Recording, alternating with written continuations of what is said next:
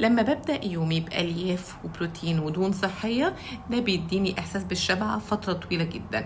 الأول كنت بختار إن أنا مثلا يعني كنت بحتاج إن أنا عايزة آكل عيش، فبعمل عيش من دي الحمص دي العدس ما فيهمش جلوتين، بس للأسف برضو كانوا بيرفعوا سكر الدم. يعني كنت بحس بالجوع بعد الأكلة بحوالي ساعتين 3، بحس إن أنا عايزة آكل.